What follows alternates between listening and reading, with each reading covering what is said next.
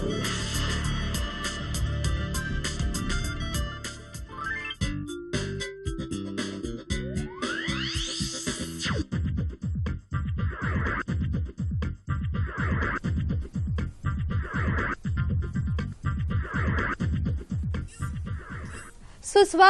आणि नमस्कार.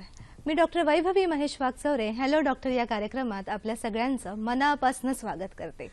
कसे आहात आपण सगळे? हेल्दी आणि हॅपी? निश्चितच, आणि असायलाच हवं, कारण दर आठवड्याला आम्ही तज्ञ डॉक्टरांची थेट तुम्हाला भेट करून देतो आणि विविध आरोग्यविषयक विषयांवर आपण थेट मार्गदर्शन पाहतो. आजच्या कार्यक्रमाच्या सुरुवातीला पालकत्वाचं महत्त्व सांगणाऱ्या 2 ओळी मी सांगू इच्छिते. मुझे इस दुनिया में लाया, मुझे बोलना पढ़ना सिखाया, ए मात पिता तुझे वंदन, मैंने किस्मत से तुम्हें पाया. प्रेक्षक हो, आपल्या सगळ्यांनाच माहीत आहे की आपल्या हिंदू शास्त्रामध्ये मातृत्वाला देवाची किंवा मौल्यवान अशी भूमिका दिलेली आहे. आपण आई व्हावं ही प्रत्येक स्त्रीची एक मुळात इच्छा असते आणि आई होणं किंवा गर्भधारणा राहणं ही अतिशय एक नॅचरल नैसर्गिक अशी प्रक्रिया आहे. परंतु आजच्या आपल्या चुकीच्या लाईफस्टाईलमुळे, धकाधकीच्या जीवनामुळे, ताणतणाव, आहार पद्धतीच्या चुकींमुळे आजकाल मधुमेह, हृदयरोग, डायबिटीज आणि हायपरटेन्शन याचबरोबर आपल्याला वंध्यत्वाचं प्रमाण सुद्धा प्रकर्षाने वाढत आहे असं आपण पाहत आहोत. तर याच विषयाचं आज दखल घेऊन आज वेळ आलेली आहे की वंध्यत्वाची कारणे समजून घेण्याची आणि आधुनिक उपचार पद्धतीने त्याच्यावर यशप्राप्ती करण्यासाठी. आणि याच विषयाचं मार्गदर्शन करण्यासाठी आजचा आपला विषय आहे वंध्यत्व, कारणं आणि चिकित्सा. आणि या विषयाचं उत्तम मार्गदर्शन करण्यासाठी आज आपल्यासोबत उपस्थित आहेत डॉक्टर अमोल लुंकड सर. नमस्कार सर. हॅलो डॉक्टर परिवारामध्ये आपलं मनापासून स्वागत. सरांची ओळख मी करू देऊ इच्छिते. सर हे चीफ IVF स्पेशलिस्ट आहेत आणि पुण्यामध्ये इंदिरा IVF सेंटरचे ते CEO म्हणून आहेत. सरांनी गायनेकोलॉजी आणि ऑब्स्टेट्रिक याचं विशेष शिक्षण पदवी एम्स दिल्ली या ठिकाणून प्राप्त केलेली आहे. तसेच fellowship in advanced IVF techniques and XC याबद्दलचं त्याचं शिक्षण हे US मध्ये झालेलं आहे. आणि त्याच्यानंतर ॲडव्हान्स्ड गायनेक एंडोस्कोपीचं मार्गदर्शन सरांनी जर्मनी येथून घेतलेलं आहे. सरांचे राष्ट्रीय आणि आंतरराष्ट्रीय लेवलवरती जवळजवळ 27 रिसर्च पेपर आजपर्यंत पब्लिश झालेले आहेत. आणि याच्याही पलीकडे जाऊन निसंतानता मुक्त भारत असा एक अनुभव किंवा अशी एक अनुभूती समाजाला करून देण्यासाठी महाराष्ट्र आणि कर्नाटक या दोनही भागांमध्ये आजवर सरांनी 40हून अधिक मोफत शिबिरांचा अनुभव जनतेला करून दिलेला आहे. सर पुन्हा एकदा आपलं स्वागत करते हॅलो डॉक्टर मध्ये. सर आजचा आपला जो विषय आहे वंध्यत्व. तर मुळात जेव्हा आपण बाळ होण्यासाठी कपल्स ट्राय करतात तर कुठल्या एका पिरियड नंतर कळावं की वंध्यत्वाला आपण फेस करत आहोत आणि हे वंध्यत्व म्हणजे मुळात काय असतं? बरोबर. तर नैसर्गिकरित्याने जेव्हा दाम्पत्य 1 वर्ष प्रयत्न करूनही जर गर्भधारणा झालेली नसेल तर आपण त्या दाम्पत्याला वंध्यत्व आहे असं आपण म्हणतो. आणि 1 वर्षानंतर प्रयत्न नैसर्गिकरित्याने करून जर गर्भधारणा झालेली नसेल तर त्यांनी तज्ञांचा सल्ला घेणं महत्त्वाचं आहे. जर स्त्रीचं वय हे 35 वर्षाहून अधिक असेल तर त्यांनी ही मर्यादा 6 महिने असे ठेवलेली जास्त चांगलं राहतं. सर आता हे आपल्याला कळलेलं आहे की वंध्यत्व म्हणजे 1 वर्षा पलीकडे जर गर्भधारणा नाही झाली म्हणजे कुठल्याही प्रकारचं कॉन्ट्रासेप्टिव्ह न वापरता तर त्याला आपण वंध्यत्व असं लेबल करतो. पण मुळात आज आपण बघतोय की वंध्यत्वाचं प्रमाण प्रकर्षाने वाढत चाललेलं आहे. तर त्याची काय कारणं असू शकतात? बरोबर. फारच आपण योग्य विचारलंय की आपण जर बघितलं गेल्या 30 वर्षात की 100 पैकी 10 दाम्पत्यांना 30 वर्षापूर्वी अशी मदत लागायची किंवा त्यांना वंध्यत्व यायचं. आणि गेल्या 30 वर्षात हे प्रमाण 10%वरनं जवळपास आता 20%वर आलेलं आहे. म्हणजे मागच्या 30 वर्षात वंध्यत्वाचं प्रमाण दुपटीने वाढलेलं आहे. आणि याची मुख्य कारणं जसं आपण सुरुवातीलाही फार चांगल्या रीतीने सांगितलं की मेन ह्याचं मुख्य कारण जर आपण बघितले तर लाईफस्टाईल किंवा आपली जीवनशैली हे मागच्या जे 25, 30, 40 वर्षात जी भरारीने बदलली आहे. तर हे जे जीवनशैलीचा जो आपल्या ह्याच्यावर जे असर झाला आहे आपल्या शुक्राणूंवर, आपल्या स्त्रीबीजांवर ते दिसून येतं आणि त्यामुळे वंध्यत्वाचं वाढतं प्रमाणही दिसून येतं. आपलं व्यायामाचं जे आपण व्यवस्थित व्यायाम करत नाही, लॅक ऑफ एक्सरसाइज आहे, तेही एक महत्त्वाचं कारण आहे. आपलं जे फूड हॅबिट्स आहेत की आपण जे फास्ट फूड हॅबिट्स घेतोय, बॅलन्स डाएट घेत नाहीये, तर आहार आपलं चुकीचं झालंय, त्याचंही कारण हे वंध्यत्वाचं वाढत्या स्वरूपात आपल्याला दिसून येतंय. त्याच्यानंतर प्रदूषणही मुख्य कारण आहे. प्रदूषित हवा आपण श्वास घेतोय, प्रदूषित पाणी पितोय, प्रदूषित अन्न खातोय, त्याचं दुष्परिणाम स्वरूप आपले शुक्राणू खराब होत आहेत, आपले स्त्रीबीज वयाच्या आधीच खराब व्हायला सुरू होत आहेत, हे दिसून येत आहे. बरोबर सर, तुम्ही म्हणताय तसं शारीरिक आणि मानसिक स्तरावरती सुद्धा याचा परिणाम होऊ शकतो. बरोबर. आणि आपलं करिअरिस्टिक ॲटिट्यूड किंवा दाम्पत्य जास्तीत जास्त डिले करतायत, योग्य वयात गर्भधारणा न करणे किंवा बऱ्याचदा गर्भधारणा झालेली असते आणि प्रेग्नन्सी नको आहे म्हणून गर्भपातही करतायत. तर पहिल्या प्रेग्नन्सीचं गर्भपात करू नये हे आम्ही सारखं समजवत राहतो दाम्पत्यांना. तर हे सगळी प्रामुख्याने कारण आहेत ज्याच्यामुळं वाढतं वंध्यत्वाचं प्रमाण दिसून येतं. प्रेक्षक आपल्या लक्षात येते की एक कारण नसून आपल्या लाईफस्टाईलशी रिलेटेड बरीचशी कारणं याला कारणीभूत आहेत. सर, एक प्रश्न आहे आपल्याला. मुकेश बोलत आहेत बीड इथून. नमस्कार, बोला. हेलो, बोला. हाँ मैं मुकेश तिवारी बोल रहा हूँ सर। तो बोलिए, सवाल पूछिए आपका। हाँ सर, आपसे लास्ट ईयर हमने किया था ना, तो मेरा जो रजिस्ट्रेशन नंबर था आपके पास 738 है, मुकेश तिवारी पूना से ही है। जी जी। हाँ, तो ऑलरेडी अभी ट्विंस थे ना मेरे बच्चे, तो लड़की अभी सेफ है और 31 तारीख से इसका जन्मदिन हुआ है। हाँ, तो बहुत अच्छा है अभी बच्चा। मुझे मिलना है। तो बहुत बहुत कॉन्ग्रॅच्युलेशन आपको। हाँ, थँक्यू सर। फोन ठेवू शकता आपण. सर, आपल्याला अभिनंदनाचा हा पहिलाच फोन आलेला आहे. मुकेश खूप खुश आहेत ते. मुलगी झाली आहे त्यांना. खूप छान. मुकेशजी, आपल्या सगळ्यांकडून आपलं मनापासून पुन्हा एकदा अभिनंदन. सर, पुढे मला विचारायचंय की स्त्री वंध्यत्व आणि पुरुष वंध्यत्व याची वेगवेगळी जी कारणं आहेत त्याबद्दल आपण काय सांगू शकाल? बरोबर. सगळ्यात आधी तर आपल्याला आपल्या सगळ्या प्रेक्षकांना हे समजवणं गरजेचं आहे की जर 100 निसंतान दाम्पत्य आपण बघितले तर स्त्री आणि पुरुष इक्वली जबाबदार असण्याची शक्यता राहते. कारण अजूनही ग्रामीण भागात स्त्रीला दोष देणं किंवा तिला विक्टिमाइज करणं हे दिसून येतं. वेगवेगळ्या तबक्यांमध्ये स्त्रीवरच डायरेक्टली त्याचा दोष दिला जातो. तर आपण दाम्पत्य 100 जर दाम्पत्य बघितले ज्यांना गर्भधारणा होत नाहीये, तर 1/3 दाम्पत्यांमध्ये मुख्य प्रॉब्लेम हे पुरुषांमध्ये दिसून येतं. 1/3 दाम्पत्य असे असतील जिथं मुख्य प्रॉब्लेम स्त्रियांमध्ये असणार आहे आणि 1/3 दाम्पत्य असे असतील ज्यांच्यात दोघांमध्ये कारणं मिळतील. जर आपण पुरुषातील महत्त्वाचे कारणं बघितली तर ते महत्त्व कारणं म्हणजे मुख्य कारणं जे आहेत ती म्हणजे शुक्राणू नसणे, दॅट इज आपण ज्याला ॲझोस्पर्मिया म्हणतो, किंवा शुक्राणूंची हालचाल कमी असणे ज्याला आपण ॲस्थेनोझोस्पर्मिया म्हणतो, किंवा शुक्राणूच कमी असणे ऑलिगोस्पर्मिया. तर ही मुख्य कारणं राहतात. किंवा शुक्राणू फलित न होणे किंवा बाहेर न येणे ज्याला आपण ऑब्स्ट्रक्टिव्ह ॲझोस्पर्मिया म्हणतो, की अंडकोशात तर चांगले शुक्राणू तयार होत आहेत मात्र वीर्यात चांगले शुक्राणू येऊ शकत नाहीयेत. स्त्रियांमधील मुख्य कारणं जर आपण बघितली तर स्त्रीबीज व्यवस्थित न बनणे, व्यवस्थित न फुटणे, त्याच्यात PCOD किंवा हार्मोनल इम्बॅलन्स हे एक मुख्य कारण राहतं, किंवा गर्भनलिकेचे वेगवेगळे विकार, गर्भनलिकेत असलेल्या वेगवेगळ्या अडथळी किंवा ब्लॉकेजेस, आणि मुख्यतः हे अडथळे इन्फेक्शनमुळे होतात. स्लाइडमध्ये आपण काही दाखवू शकतो? बरोबर. प्रेक्षक आपल्याला कळतंय की पुरुषांमधलं सुद्धा 1/3 प्रमाण असं असू शकतं. स्लाइड बघूयात आपण त्याच संदर्भातली. हो, तर आपण हे बघितलं की पुरुषांमध्ये सुद्धा वंध्यत्वाचं प्रमाण 1/3 एवढं असू शकतं. पाहूया. हे स्त्रीचं गर्भाशय आहे, त्याला 2 गर्भनलिका असतात, 2 अंडकोश असतात आणि इकडे पुरुषाचे अवयव दाखवलेले आहेत. तर शुक्राणू इथे तयार होतात. नंतर या भागात ज्याला आपण एपिडिडॅमिस म्हणतो इथे शुक्राणू स्टोअर केले जातात आणि या नलिकेद्वारे शुक्राणू बाहेर येतात ज्याला आपण वास डिफरन्स म्हणतो. आता पुरुषांमधील जे आपण मुख्य कारणं बघितली त्याच्यात शुक्राणू व्यवस्थित न बनणे म्हणजे हे अंडकोशच व्यवस्थित काम करत नाहीये, तर ह्याच्यात शुक्राणू चांगले बनत नाहीयेत आणि त्यामुळे वीर्यात शुक्राणू व्यवस्थित येत नाहीयेत.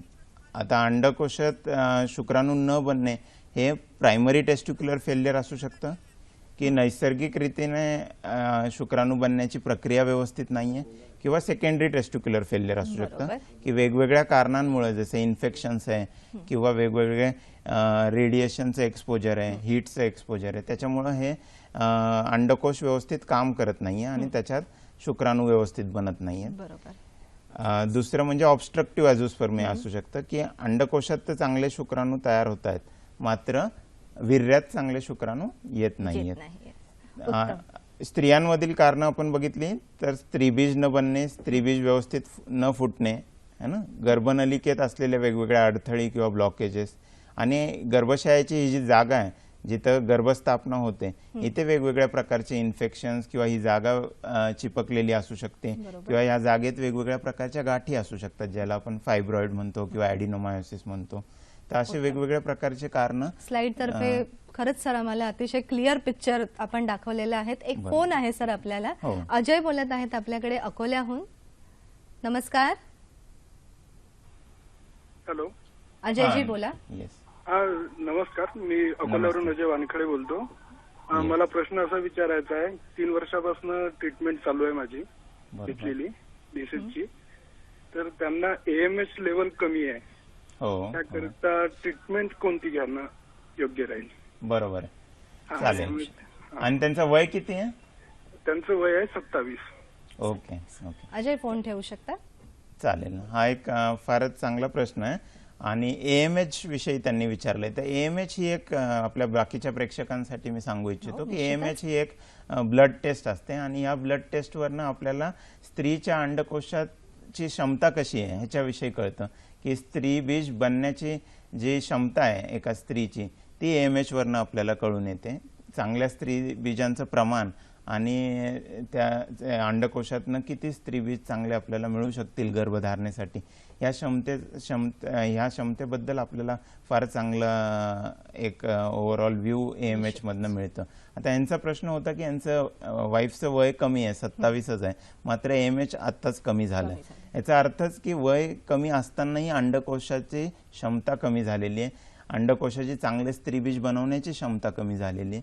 तर यांना महत्वाचं आहे कारण की स्त्रीबीज कमी आहेत तर आपल्याला जास्तीत जास्त या स्त्रीबीजांचा बेस्ट वापर करून घेणं, तर योग्य रीतीने ॲग्रेसिव्हली ट्रीटमेंट करून आपल्याला पटकन प्रेग्नन्सी करणं किंवा गर्भधारणेसाठी पटकन उपचार पद्धती चांगल्या रीतीने घेणं महत्वाचं आहे. निश्चितच छोट्या मोठ्या ट्रीटमेंटमध्ये किंवा नुसतं मेडिसिन घेत राहण्यामध्ये त्यांनी जास्त वेळ घालवू नये आणि अशा दाम्पत्यांना जास्तीत जास्त ॲडव्हान्स ट्रीटमेंटचा उपयोग घेऊन पटकन गर्भधारणा करणं गरजेचं राहू शकतं. कारण जर AMH जास्त कमी होत गेलं तर मग स्त्रीबीज बाहेरनं घेऊन किंवा ज्याला आपण एग डोनेशन IVF टेक्निक म्हणतो त्यानेच मग गर्भधारणा करायला लागते.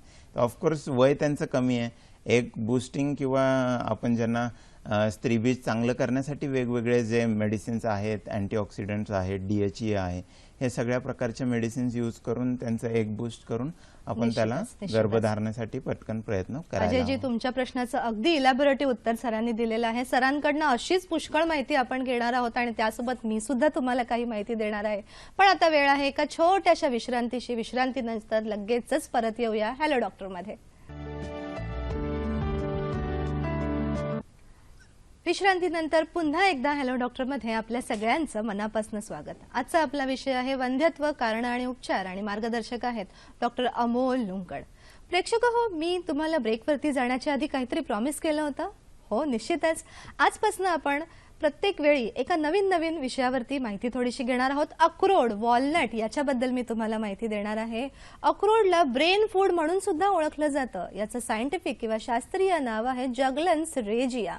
जसं मानवी मेंदू बाहेरच्या कवटीच्या आवरणामुळे प्रोटेक्ट केलेला असतो तसंच अक्रोड हे सुद्धा फळ मेंदूच्याच शेपमध्ये असतं आणि त्याचंही बाहेरील आवरण हे अतिशय कडक असं प्रोटेक्टिव्ह असतं आणि ऊर्जेचा उत्तम स्रोत म्हणून अक्रोड प्रसिद्ध आहे. तर सर यातूनच आपण पुढे अक्रोड बघणार आहोत आणि त्याचा फर्टिलिटीमध्ये काय उपयोग आहे तो पण बघणार आहोत. पण मला आता सांगा की आता आपल्याला कळलेलं आहे की वंध्यत्व कुठल्या कारणांमुळे होऊ शकतं, पण मग कुठल्या अशा टेस्ट आपण याच्यामध्ये करू शकतो? बरोबर, हे फारच महत्वाचं आहे की योग्य कारण माहिती करून घेऊन मग त्याच्या निवारणाकडे दाम्पत्य जाऊ शकतात. आणि कारण माहिती करून घेणं हे फार सोपं आहे काही प्राथमिक स्वरूपाच्या तपासण्या केल्याने कारण प्रत्येक दाम्पत्याला कळून जाण्याची शक्यता जास्तीत जास्त राहते. आणि आपण जर मुख्य ज्या तपासण्या आहेत त्या जर बघितल्या तर सगळ्यात प्राथमिक तपासणी आहे ती म्हणजे हजबंडच्या सिमेन काउंट किंवा वीर्याची तपासणी, ज्याला आपण हजबंड सिमेन अनालिसिस म्हणतो. स्त्रियांमधील ज्या मुख्य तपासण्या आहेत त्या म्हणजे सगळ्यात आधी स्त्रीबीज कसं बनतंय, कसं फुटतंय हे व्यवस्थित बघणं. त्याच्यासाठी आपण एक सोनोग्राफी गायडन्समध्ये ओव्ह्युलेशन स्टडी किंवा फॉलिक्युलर मॉनिटरिंग स्टडी करतो. आणि दुसरं म्हणजे गर्भनलिका आणि गर्भाशय कसं आहे हे बघण्यासाठी एक चांगली सोनोग्राफी करणे. आणि दुसरं गर्भनलिका व्यवस्थित ओपन आहेत का, खुल्या आहेत का ते बघण्यासाठी आयदर आपण एक चांगलं सोनोग्राफी गायडन्समध्ये सोनोसाल्फिंगोग्राफी करू शकतो किंवा एक्सरे करू शकतो, ज्याला आपण एक हिस्ट्रोसाल्फिंगोग्राफी म्हणतो. म्हणजे आपण ह्या जर 3 महत्त्वाच्या गोष्टी बघितल्यात की आपले शुक्राणू कसे आहेत, आपलं स्त्रीबीज कसं बनतंय आणि फुटतंय, आणि आपल्या गर्भनलिका गर्भाशय व्यवस्थित आहेत का, तर ह्याच्यातच कारण युजली लपलेलं असतं. म्हणजे सरांच्या मते बीज आणि क्षेत्र या 2 गोष्टी महत्त्वाच्या आहेत की ज्याचं व्यवस्थित डायग्नोज झालं तर आपण उत्तम उपचार पुढे कंटिन्यू करू शकतो. सर, आता व्यवस्थित डायग्नोज झालेलं आहे तर आपल्याकडे कुठले ऑप्शन्स आहेत, कुठल्या उपचार पद्धती अवेलेबल आहेत? बरोबर आहे. तर जसं कारण असेल तसं त्याचं निवारणाला जायला हवं. आणि निवारणाच्या ज्या वेगवेगळ्या उपचार पद्धती आहेत, अगदी प्राथमिक स्वरूपाच्या उपचार पद्धती आहेत ज्याच्यात आपण वेगवेगळ्या प्रकारचे औषधं देतो, सपोर्टिव्ह मेडिसिन्स देतो, विटॅमिन्स देतो. त्याच्यानंतर आपण स्त्रीबीज बनण्यासाठी काही विशिष्ट मेडिसिन्स देतो, ज्याला आपण ओव्ह्युलेशन इंडक्शन म्हणतो, की औषधांद्वारे चांगलं स्त्रीबीज बनवणं आणि चांगलं स्त्रीबीज फुटणं ही प्रक्रियाला आपण मदत करतो. तर हे मेडिसिन्सद्वारेही करू शकतो आणि हे इंजेक्शन्सद्वारेही करू शकतो. ज्यावेळेस स्त्रीबीज बनून फुटणार आहे त्यावेळेस आपण दाम्पत्यांना जास्तीत जास्त एकत्र राहण्यासाठी सांगतो किंवा सहवास करण्यासाठी सांगतो, ज्याला आपण टाइम्ड इंटरकोर्स म्हणतो. त्याच्याहून पुढे आपण IUI करू शकतो, जे वेगळ्या पुढच्या बद्दल सर आम्हाला काही दाखवू हो, शकता का? स्लाइड्सवरनं या स्लाइडवरनं आपण बघूया. IUI म्हणजे कृत्रिम वीर्यरोपण, इंट्रायुट्राइन इन्सेमिनेशन ज्याला आपण म्हणतो, जी की नैसर्गिकरित्याने जे वीर्य गर्भाशयाच्या मुखाजवळ सोडलं जातं त्याच्याऐवजी आपण वीर्य घेऊन त्याला वॉश करून साफ करून चांगले शुक्राणू गर्भाशयाच्या आत सोडतोय ज्या दिवशी किंवा ज्यावेळेस स्त्रीबीज फुटून बाहेर पडणार आहे त्यावेळेस. तर आपण एका प्रकारे शुक्राणूंना मदत करतोय, चांगल्या शुक्राणूंना गर्भाशयात सोडतोय. बरोबर. तर हे शुक्राणू जाऊन पटकन एका चांगल्या स्त्रीबीजाबरोबर मिळतील, गर्भ तयार होईल आणि तर गर्भ येऊन गर्भाशयावर चिपकून जाईल, अशा उद्देशाने हे केलं जातं. आपल्याला स्लाइड थ्रू सरांनी दाखवलेलं आहे की IUI सारखी पद्धत की जी आपल्याला कधी कधी सोपी असूनही कॉम्प्लिकेटेड वाटते ती कशी अगदी साध्या पद्धतीने केली जाते. सर, याच्या पलीकडे जाऊन जर IUI अनसक्सेसफुल झालं किंवा कारणांमध्ये काही वेगळा विषय आहे तर टेस्ट ट्यूब बेबी आम्ही खूप प्रकर्षाने आजकाल ऐकतो, तर ते एक्झॅक्टली काय आहे?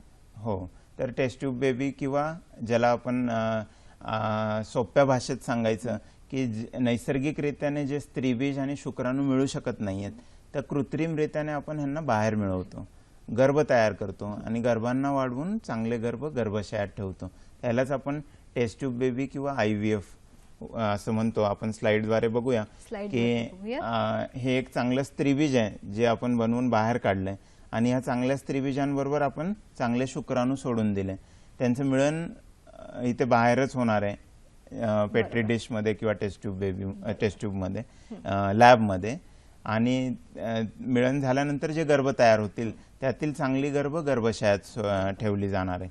तर हे IVF किंवा टेस्ट ट्यूब बेबी जे आहे तर जगातील जी पहिली IVF प्रेग्नन्सी होती ती म्हणजे लुईस ब्राउन होती. 25 जुलै 1978 साली लंडनमध्ये तिचा जन्म झाला. आणि या गेल्या 38 वर्षात आपण हीच उपचार पद्धती आता वेगवेगळ्या दुसऱ्या कारणांसाठी वापरतो. तर ती वेगवेगळी कारणंही आपण बघूया की ज्याच्यात IVF किंवा टेस्ट ट्यूब बेबीचा वापर केला जातो. सगळ्यात महत्त्वाचं म्हणजे पहिलं कारण ज्याच्याने लुईस ब्राउनचा जन्म झाला किंवा ज्यामुळे ह्या टेक्निकचा आविष्कार झाला ते म्हणजे की गर्भनलिकेत कसल्याही प्रकारचं ब्लॉकेज असेल, रुकावट असेल किंवा खराबी असेल तर लुईस ब्राउनची जी आई होती तिच्या दोन्ही गर्भनलिका खराब होत्या, ब्लॉक्ड होत्या. तर त्यावेळेस सायंटिस्टने असा विचार केला की जर दोन्ही गर्भनलिका ब्लॉक्ड आहेत, खराब आहेत, तर हे चांगले स्त्रीबीज आणि चांगले शुक्राणू मिळूच शकणार नाही. तर त्यांनी स्त्रीबीज बनवून बाहेर काढले, बाहेरच चांगल्या शुक्राणूंशी मिळवून गर्भ तयार केले आणि चांगल्या गर्भांना वाढवून गर्भाशयात ठेवलं. तर अशा प्रकारे IVF किंवा टेस्ट ट्यूब बेबीचा आविष्कार झाला. म्हणजे प्रेक्षक हो, आपल्याला आज लक्षात येत आहे की गर्भाचं आपण फलन बाहेर करतो आणि मग हा फलित झालेला उत्तम गर्भ सिलेक्ट करून आपण गर्भाशयामध्ये त्याचं रोपण करतो. सर, आता 38 वर्ष जवळजवळ आधुनिक आपलं सायन्स पुढे पुढे जात आहे, तर आज टेस्ट ट्यूब बेबीच्या पलीकडे आणखीन काही ॲडव्हान्स्ड प्रोसिजर डेव्हलप झाले आहेत का? हो, तर ही जी 1978 सालची IVF ची टेक्निक होती, 91-92 साली आणखी ॲडव्हान्स करून ICSI किंवा ICSI या टेक्निकचा आविष्कार पाहूयात झाला. आपण स्लाइडमध्ये. आपण स्लाइडद्वारे बघूया की ह्याच्यात काय केलं गेलं की जे स्त्रीबीज आपण बनवून बाहेर काढले, प्रत्येक स्त्रीबीजाला, हे एक चांगलं स्त्रीबीज आहे ज्या बाहेर निघालं, प्रत्येक स्त्रीबीजाला आपण एका होल्डिंग पिपेटनी होल्ड करतो आणि इंजेक्टिंग पिपेटनी एक चांगलं शुक्राणू डायरेक्टली त्याच्यात इंजेक्ट होऊन जातं. तर प्रत्येक चांगल्या स्त्रीबीजात आपण एक चांगलं शुक्राणू मिळवतोय आणि गर्भ तयार करतोय. तर ज्या पुरुषांमध्ये शुक्राणूंची मात्रा अत्यंत कमी आहे किंवा अगदी बोटावर मोजण्या इतके कमी शुक्राणू जरी असतील तरी स्वतःच्या शुक्राणूने आपण गर्भधारणेसाठी या टेक्निकद्वारे जाऊ शकतो. तर ही IVF च्या पुढची टेक्निक आहे आणि वेगवेगळ्या दुसऱ्या कारणांसाठी वापर ह्याचा केला जातो की जर शुक्राणू आपल्याला वीर्यात नसतीलच तर अंडकोशातनं शुक्राणू काढूनही आपण याच टेक्निकने गर्भधारणा करू शकतो, ज्याला आपण ऑब्स्ट्रक्टिव्ह अझोस्पर्मिया म्हणतो. तर ऑब्स्ट्रक्टिव्ह अझोस्पर्मियामध्ये अंडकोशातनं शुक्राणू बाहेर काढले जातात आणि जर चांगले शुक्राणू अंडकोशात मिळाले तर ते त्याच वेळेस स्त्रीच्या अंडकोशातनं बाहेर निघालेल्या स्त्रीबीजांबरोबर मिळवून गर्भ तयार केले जातात आणि गर्भांना मग गर्भाशयात ठेवलं जातं. उत्तम उत्तम प्रकारे आपल्याला कळत आहे की मायक्रोस्कोपिक ही जी पद्धत आहे ती स्लाइडच्या द्वारे आम्हाला खूप छान दिसलेली आहे. सर, एक फोन आहे आपल्याला. आयशा बोलत आहेत आपल्या बरोबर. नमस्कार. आयशा, बोला. हा सर, माझा एक प्रश्न आहे. हो, बोला. माझ्या लग्नाला 2 वर्ष झाले. तर 2 वर्षामध्ये मला पहिल्या 3-4 महिन्यामध्ये प्रेग्नन्सी राहिली होती, तर 2 महिन्यामध्ये मिसकॅरेज झाले आणि त्यानंतर 1 वर्षानंतर वापस राहिली, ते पण 2 महिन्यामध्येच मिसकॅरेज झाले. तर सोल्युशन चालेल. Recurrent miscarriage. बरोबर. तर त्यांचं प्रेग्नन्सी त्यांना नैसर्गिकरित्याने राहत आहे, बट ती टिकत नाहीये, गर्भपात होतोय, 2 वेळा गर्भपात झालाय त्यांचा. तर बेसिकली अशा ह्याच्यात आपल्याला गर्भपातचे एक्झॅक्ट कारण बघून घ्यायला हवं की मिसकॅरेज होण्याचं काय कारण आहे. आणि ते कारण ह्या वेगवेगळ्या गोष्टींमध्ये असू शकतं, जसे आपले स्त्रीबीज खराब असू शकतात किंवा आपले शुक्राणू खराब असू शकतात किंवा आपलं गर्भाशय की जी जागा आहे, जे घर आहे जिथे गर्भ राहणार आहे त्याच्यात प्रॉब्लेम असू शकतं किंवा यांचे जे कॅरियोटाईप किंवा क्रोमोझोमल प्रॉब्लेम्स असू शकतात की यांचं गुणसूत्र जे आहेत, क्रोमोझोम्स जे आहेत त्याच्यातच प्रॉब्लेम असू शकतं.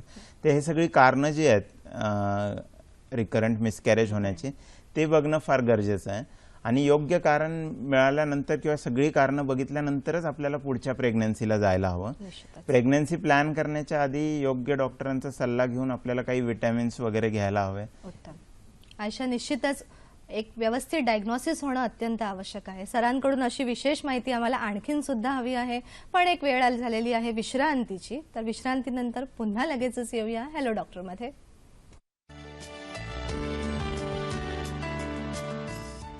प्रेक्षक हो, अक्रोडाबद्दल मी तुम्हाला थोडीशी माहिती दिली होती. आता आणखीन सांगणार आहे आजच्याच विषयाला संदर्भ धरून की अक्रोड हे vitamin E, antioxidants, vitamin B12 यांचा उत्तम स्रोत आहे आणि पुरुषांमध्ये जी विशेषतः स्पर्म काउंटचा जो काही प्रॉब्लेम आहे त्यामध्ये एक असा रिसर्च पेपर पब्लिश झालेला आहे की दिवसागणिक 75 मिलीग्रॅम अक्रोडाचं सेवन आपण 12 आठवड्यांसाठी केलं तर स्पर्म काउंट, स्पर्म मोटिलिटी आणि स्पर्म व्हायटॅलिटीवरती याचा उत्तम परिणाम दिसण्यात आलेला आहे. सर, हाच आपल्या विषयाचा संदर्भ होता. आता यातनं मला विचारायचं की IVF कुणी कुणी करणं, कोणत्या दाम्पत्यांनी करणं आवश्यक आहे? बरोबर. तर ज्या वेगवेगळी जी कारणं आहेत पुरुषांमधील आणि स्त्रियांमधील, ज्या प्रॉब्लेमसाठी टेस्ट ट्यूब बेबी हे बेस्ट सोल्युशन असणार आहे. जर आपण पुरुषांमध्ये बघितलं तर जर शुक्राणूची मात्रा अत्यंत कमी असेल की हालचाल करणारे चांगले शुक्राणू हे 5 मिलियनपेक्षाही कमी आहेत, तर अशा दाम्पत्यांना, कारण की शुक्राणू एवढे कमी आहेत, तर स्त्रीबीज आणि शुक्राणू यांना डायरेक्टली बाहेर मिळवणं हाच बेस्ट उपचार पद्धती राहते, म्हणजेच ICSI करणं. ज्या पुरुषांमध्ये वीर्यात शुक्राणूच येत नाहीयेत मात्र अंडकोशात चांगले शुक्राणू तयार होत आहेत तर अंडकोशातनं शुक्राणू बाहेर काढले जातील, स्त्रीच्या अंडकोशातनं स्त्रीबीज बाहेर काढले जातील, दोघांना मिळून गर्भ तयार केलं जाईल, म्हणजेच परत इक्सी केलं जाईल. तर परत अशा दाम्पत्यांमध्ये टेस्ट ट्यूब बेबी हे बेस्ट सोल्युशन राहणार. स्त्रियांमध्ये जर आपण बघितलं तर गर्भनलिकेत कसल्याही प्रकारचं रुकावट असेल, खराबी असेल किंवा अडथळे असतील तर IVF किंवा टेस्ट ट्यूब बेबी हे बेस्ट सोल्युशन राहतं. स्त्रियांमधील दुसरे प्रॉब्लेम म्हणजे स्त्रीबीज न बनणं. जर स्त्रीबीज व्यवस्थित बनत नाहीये, फुटत नाहीये, तर तिथंही टेस्ट ट्यूब बेबी हे फार चांगलं सोल्युशन असू शकतं. 3 ते 4 वेळा IUI करून जर सफलता मिळत नसेल तर आपल्याला पटकन पुढच्या ॲडव्हान्स ट्रीटमेंटकडे जायला हवं. आणि ज्या महिला ज्या स्त्रिया अशा आहेत ज्यांचं की नसबंदीचं ऑपरेशन झालंय तर त्यांनाही डायरेक्टली टेस्ट ट्यूब बेबीला जाणं हे बेस्ट सोल्युशन राहतं. जर मासिक पाळी बंद झालेली असेल तर जे आपण अगदी 45, 50, 60च्या वयात जाऊन आम्ही प्रेग्नन्सी ज्या करतो. आता नुकतंच तुम्ही बघितलं असेल 75 वर्षाच्या स्त्रीला टेस्ट ट्यूब बेबीद्वारे गर्भधारणा झाली. तर ह्या एकदा मासिक पाळी बंद झाल्यानंतर जेव्हा आपण प्रेग्नन्सीला जातो त्याही ह्या टेस्ट ट्यूब बेबीद्वारेच होऊ शकतात. तर मग याच्यामध्ये आणखीन काही ॲडव्हान्स ट्रीटमेंट्स तुम्ही हो, म्हणताय, बरोबर. त्या नेमक्या कोणत्या आहेत? बरोबर. तर आपण बघितलं की इक्सी काय असतं. तर इक्सी नंतरच्या ज्या ॲडव्हान्स टेक्निक आहेत त्याही आपण या स्लाइडच्या मदतीने स्लाइड की एक्सी नंतरच्या ॲडव्हान्स ट्रीटमेंट आणखीन काय असू शकतं? इक्सी म्हणजे आपण स्त्रीबीज आणि शुक्राणू मिळवून गर्भ तयार करतोय आणि चांगल्या गर्भांना वाढवून गर्भाशयात ठेवतोय. तर ह्या टेक्निक बरोबरच आपण पुढच्या ॲडव्हान्स टेक्निक वापरून आणखी आपल्या टेस्ट ट्यूब बेबीचा सक्सेस वाढवू शकतो. त्याच्यातील जी मुख्य उपचार पद्धती आहे ती म्हणजे ब्लास्टोसिस कल्चर एक आहे की गर्भांना आपण 5 ते 6 दिवस सलग बाहेरच वाढवतो. तर जे गर्भ 5 ते 6 दिवस सलग चांगल्या रीतीने बाहेर वाढण्यात सक्षम आहे ते गर्भाशयात जाऊन प्रेग्नन्सी किंवा गर्भधारणा करण्यातही तेवढंच सक्षम राहतं. तर असं समजलं जातं की जर आपण 2 बेस्ट क्वालिटीचे ब्लास्टोसिस जर गर्भाशयात प्रत्यारोपित करू शकलो तर ओव्हरऑल आपलं गर्भधारणेची जी शक्यता आहे ती 90% आसपास चालली जाते. ह्याच्या पुढची जी ॲडव्हान्स टेक्निक आहे ती आहे लेझर असिस्टेड हॅचिंग. ही प्रत्येक गर्भ, जसं इथे एक गर्भ दाखवलाय, या प्रत्येक गर्भाला एक कवच असतं. तर जेव्हा गर्भाशयात ठेवलं जातं हे कवच फोडून गर्भ बाहेर येतं, गर्भाशयाच्या अस्तराला चिपकून वाढायला लागतं. तर जसं आपण साधं कोंबडीचं अंड जरी बघितलं तर त्याला एक पांढरं कवच आहे बाहेर. जेव्हा आतलं पिल्लू ते कवच फोडून बाहेर येईल तरच ते मग नंतर वाढू शकतं. तसंच आपल्या केसमध्येही होतं. बऱ्याचदा काय होतं की कल्चर कंडिशन्समुळे, वेगवेगळ्या आजारांमुळे, वय जास्त असल्यामुळे ही प्रक्रिया व्यवस्थित होत नाही आणि चांगले गर्भाशयात ठेवल्यानंतरही गर्भधारणा व्यवस्थित होत नाही. तर तिथेच exactly laser assisted hatching help करतं. कसं हेल्प करतं तर गर्भाशयात ठेवण्याच्या 5 मिनिटं आधी आपण गर्भाचं बाहेरचं कवच एका साईडने सॉफ्ट आणि पातळ करून देतो. की आधी असं होतं, आता असं झालंय. तर गर्भाला निघण्यासाठी एक जागा मिळून जाते जिथनं ते इझिली निघून गर्भाशयाच्या अस्तराला चिपकू शकतं. त्याने आपली शक्यता 15 ते 20% अजून वाढून जाते. याच्या पुढची जी ॲडव्हान्स टेक्निक आहे ती म्हणजे close working chambers IVF technology. म्हणजे आपण जे स्त्रीबीज शुक्राणू शरीराच्या बाहेर काढून, कारण नैसर्गिकरित्याने ही सगळी प्रक्रिया स्त्रीबीज आणि शुक्राणूचं जे मिळण आहे हे गर्भनलिकेत होतं. जेव्हा आपण ही सगळी प्रक्रिया बाहेर करतोय तर बाहेरही आपल्याला स्त्रीबीजाला, शुक्राणूला तेच वातावरण द्यायला हवं जसं आईच्या गर्भाशयात किंवा गर्भनलिकेत त्यांना मिळणार होतं. जर आपण तेच वातावरण त्यांना बाहेर देऊ शकलो तरच चांगले गर्भ तयार होतील आणि प्रक्रियेची सफलता चांगली राहील. तर क्लोज वर्किंग चेंबर्समध्ये आपण स्त्रीबीजाला, शुक्राणूला, गर्भाला तेच वातावरण देण्याचा प्रयत्न करतो. आपण स्लाइडद्वारे पाहूयात आपण त्या संदर्भातली. तर आपण हे क्लोज, तर स्त्रीबीज जेव्हा बाहेर निघतील ते डायरेक्टली अशा प्रकारच्या क्लोज वर्किंग चेंबर्समध्ये घेतले जातात आणि इथे आपण तेच ऑक्सिजन, तसंच तापमान, तसंच कार्बन डायऑक्साईड, तसंच ह्युमिडिटी स्त्रीबीजाला, शुक्राणूला, गर्भाला देतो जसं आईच्या गर्भाशयात मिळायला हवं. तर ही संपूर्ण प्रक्रिया जेव्हा आपण बाहेर लॅबमध्ये करतोय तर ते त्याच वातावरणात जर आपण करू शकलो तर आपलं IVFचं सक्सेसही बेटर होऊन जातं. आणि थोडक्यात शरीराच्या आतलं वातावरण आपण लॅबमध्ये क्रिएट करून मग तो गर्भाशयामध्ये प्रत्यारोपित करतो. एक सर फोन आहे आपल्याला, संदीप बोलत आहेत आपल्याकडे पुण्याहून. नमस्कार. नमस्कार. बोला संदीप. हा मॅडम, आम्ही सर्व टेस्ट केलंय पण आम्हाला प्रेग्नन्सी राहत नाहीये. बरोबर आहे, बरोबर. काय विचार? आणि वय किती आहे? वय वाईटचं 21 वय. किती? 21. ओके. आणि किती वर्ष झालेत आपण प्रयत्न करताय? 5 वर्षाले सर. ओके. तर जर आपण आणि आतापर्यंत ट्रीटमेंट ओव्हरऑल काय घेतली आपण, म्हणजे IUI झालेत का नुसतं औषध उपचार घेतले? नाही, भरपूर औषध उपचार केले. वाईटचा आम्ही सर्व टेस्ट पण केले. ओके. त्यांचं स्त्रीबीज वगैरे व्यवस्थित होतंय सर्व. ओके. तर जर 5 वर्ष झाली आहेत, आपण सगळे उपचार पद्धती घेऊन बघितलेत आणि अजून आपल्याला जर कारणच माहिती नाहीये, तर सगळ्यात महत्वाचं आहे की आता आपल्याला कारण माहिती करून घेणं. बघा, जे एवढ्या वर्ष झाले आपण प्रयत्न करतोय, उपचारही घेतले, काही ना काही कारण तर जरूर असणार आहे, पण काही कारणामुळे अजून ते आपल्याला कारणच माहिती नाही. योग्य कारण शोधून घेणं बरोबर. हेच आणि मगच उपचार योग्य आपल्याला योग्य उपचाराचं मार्गदर्शन ठरू शकतं. कारणाशिवाय उपचार करणं हे अन्यथा चुकीचं आहे. प्रेक्षक हो, वेळ झालेली आहे पुन्हा एकदा एका छोट्याशा विश्रांतीची, पण लगेचच पुन्हा भेटूया हॅलो डॉक्टर मध्ये.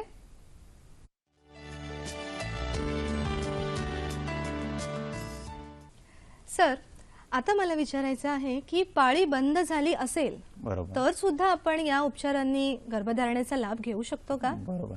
तर खूपच लोकांना असं गैरसमज राहतो की एकदा पाळी बंद झाली तर आता गर्भधारणा होऊ शकत नाही. तर आपण जर बघितलं की पाळी बंद जेव्हा होते तर मेनोपॉज ज्याला आपण म्हणतो, तर पाळी बंद झाली याचा अर्थच अंडकोशातील स्त्रीबीज संपलेत. ठीक आहे ना. तर जरी वय जास्त असेल किंवा वय कमी असताना पाळी बंद झाली किंवा वय खूप जास्त आहे आणि पाळी बंद झाली, तरी आपण गर्भधारणा दोन्ही केसमध्ये करू शकतो. ते कशी करू शकतो आपण एका स्लाइडद्वारे बघूया.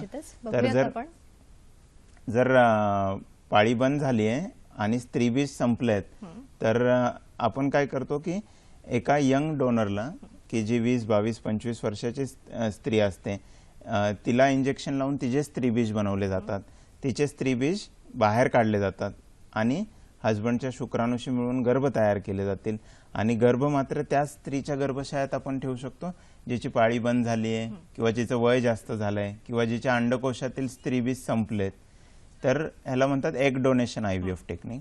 तर अगदी जसं आपण आधी म्हटलं की अगदी 50, 60, 65, 70 वर्षाच्या स्त्रियांना जेव्हा आपण गर्भधारणा करून देतो किंवा बऱ्याचदा तुम्ही न्यूज बघितली असेल की नानी माँ बन गई किंवा दादी माँ बन गई, तर ते जे केलं जातं ते ह्या एग डोनेशन IVF टेक्निकच्या साहाय्याने केलं जातं.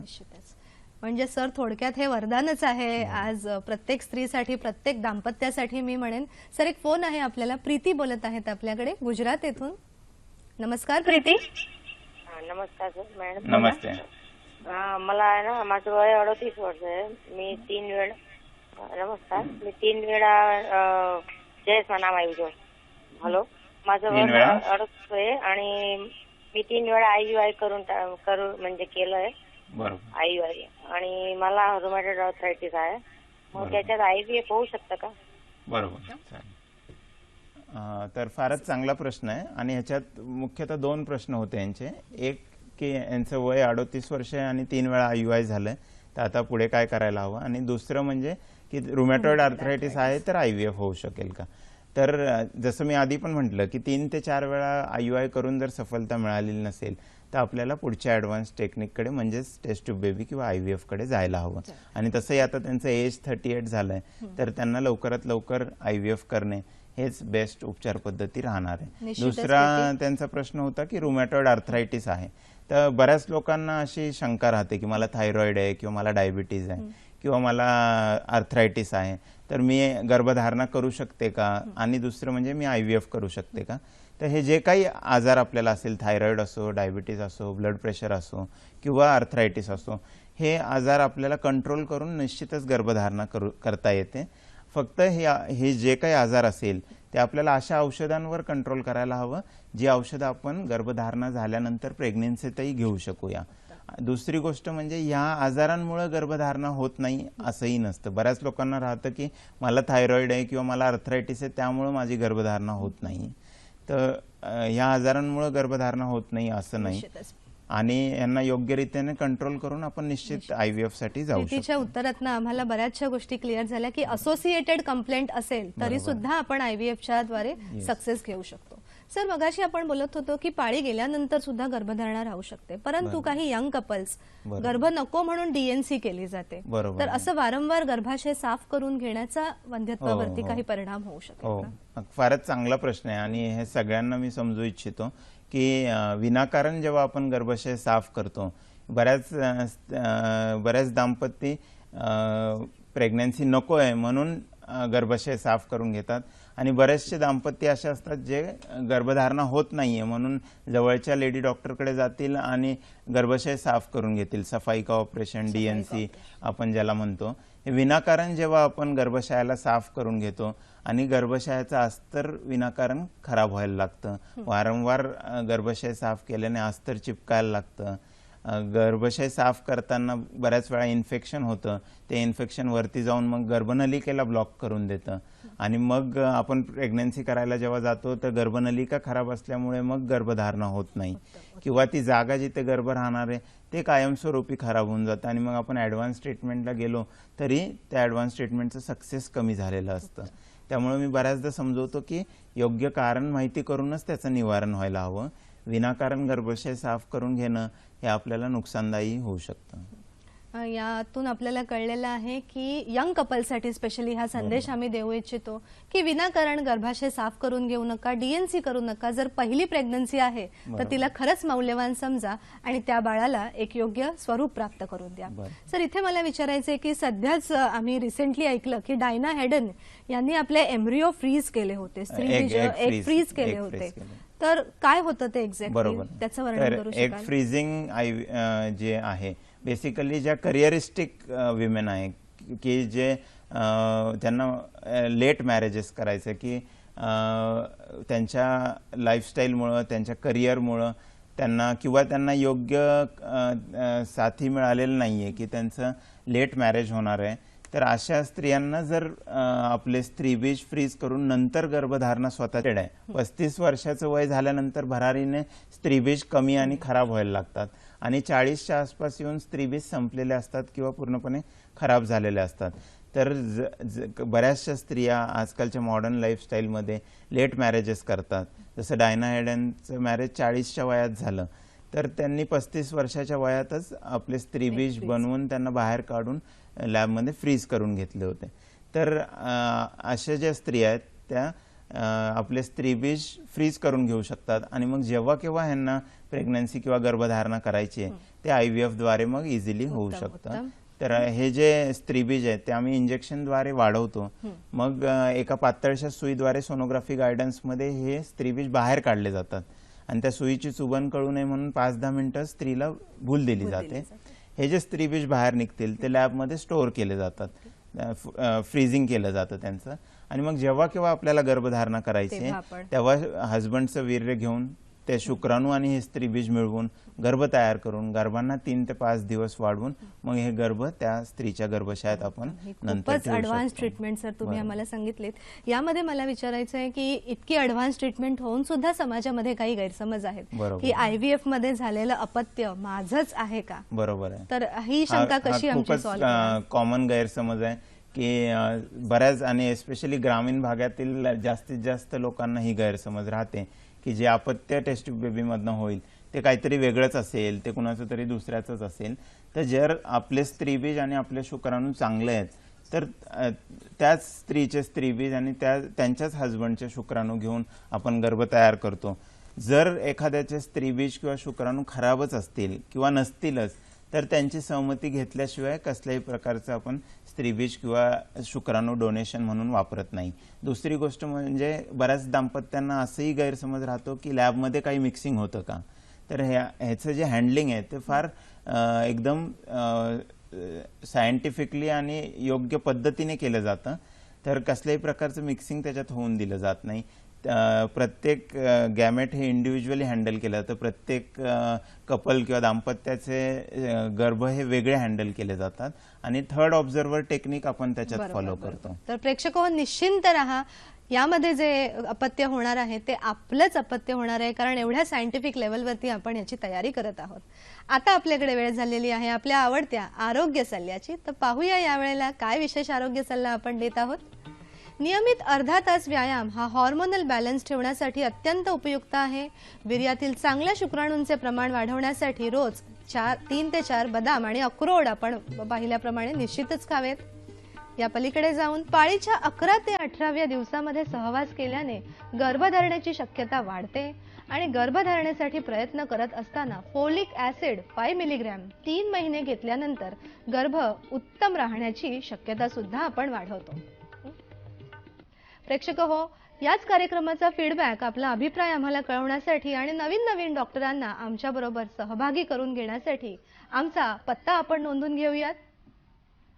निर्माती हॅलो डॉक्टर, दूरदर्शन केंद्र, Worli, Mumbai 400030. Hello doctor DDK Mumbai @gmail.com. आणि हेच आपण फेसबुक आणि यूट्यूब यावरती सुद्धा पाहू शकता. सर, आपण फारच साध्या शब्दामध्ये आणि अगदी स्लाइड्स दाखवून उत्तम मार्गदर्शन केलं, परंतु माझ्या मनात सुद्धा सरतेशेवटी काही प्रश्न आहेत. त्यांचं समाधान थोडक्यात करा. ओबेसिटी किंवा स्थूलत्व हे वंध्यत्वाचं कारण बनू शकतं का? हे कारण असू शकतं, पण हे मुख्य कारण नसणार आहे किंवा ह्याच्यामुळेच गर्भधारणा होत नाहीये असं नसतं. तरुण वयामध्ये जर PCOD डायग्नोज झालं असेल तर फर्टिलिटीमध्ये पुढे काही प्रॉब्लेम येऊ शकतो का? हो, येऊ शकतो. PCOD मध्ये स्त्रीबीज बनणं, फुटणं ही प्रक्रिया व्यवस्थित होत नाही. मानसिक स्वास्थ्य हा कितपत महत्वाचा घटक आहे? गर्भधारणेसाठी तो फारच महत्वाचा घटक आहे. ट्यूबल ब्लॉक म्हणजे बीजवाहिनीचा अवरोध हा जन्मजात असू शकतो का? नाही, ट्यूबल ब्लॉकेज हे जन्मजात नसतं आणि मोस्टली इन्फेक्शन्समुळे किंवा विनाकारण गर्भाशय साफ केल्यामुळे. आणि नियमित योगासन, व्यायाम, चांगला आहार यामुळे हॉर्मोनल बॅलन्स राखला जाऊ शकतो का? हो हो. उत्तम उत्तम. प्रेक्षक हो, या सरतेशेवटीच्या प्रश्नांमध्ये आपल्याला खूप उत्तम माहिती मिळाली आहे. सरांचं एक मी विशेष सांगेन की सरांनी आजवर अनेक रुग्णांना गर्भप्राप्तीचा, अपत्यप्राप्तीचा अनुभव करून दिलेला आहे. अशाच सरांच्या एका रुग्णाने सध्या स्वतःचा अनुभव पणाला लावून एक चित्रपट प्रदर्शित यावरती करत आहोत आपण, आणि त्या चित्रपटाचं नाव आहे शिरपा. या माध्यमातून येत्या सप्टेंबरच्या 3ऱ्या आठवड्यामध्ये हा प्रकाशित होणार आहे. तर सर, त्याबद्दल तुम्ही आम्हाला काय सांगाल? तुमचा अनुभव कसा आहे? बरोबर आहे. तर अनेक दाम्पत्य जे वर्षानुवर्ष प्रयत्न करूनही गर्भधारणा झालेली नसते, त्यांना जेव्हा या मॉडर्न टेक्निक्समधनं गर्भधारणा होते, तर त्याचंच हे एक पोचपावती आमच्यासाठी आहे. आणि मी सगळ्यांना बेसिकली हे सांगेल की प्रॉपर कारण माहिती करून घ्या आणि प्रॉपर सायंटिफिक पद्धतीने त्याचा उपचार घ्या. प्रत्येक अडचणीसाठी किंवा प्रत्येक कारणासाठी, प्रॉब्लेमसाठी एक प्रॉपर सायंटिफिक सोल्युशन उपलब्ध आहे. तर प्रेक्षक हो, या सगळ्या आधुनिक उपचार पद्धती ज्या आपण पाहिल्या त्या आपल्याला कुठेतरी रहस्यमय वाटतात, पण आज हॅलो डॉक्टरच्या माध्यमातून आम्ही एक पाऊल पुढे आलेलो आहोत. तर निश्चितच एक रुग्ण म्हणून आपला पूर्ण अधिकार आहे की आपल्याला जो काही प्रॉब्लेम होत आहे, ज्या समस्या आहेत त्या समजून घेणं आणि मगच त्याच्यावरती विशेष तज्ञांचं मार्गदर्शन घेऊन त्या समस्यांना यशाच्या वाटा मोकळ्या करून देणं.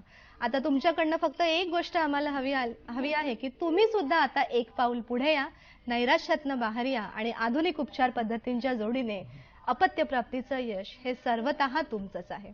तर सर, तुम्ही आज आमच्या हॅलो डॉक्टर परिवारामध्ये आलात, खूप उत्तम माहिती आम्हाला दिलीत, यासाठी आमच्या परिवारातर्फे मनपूर्वक आपलं आभार मानते. धन्यवाद. धन्यवाद.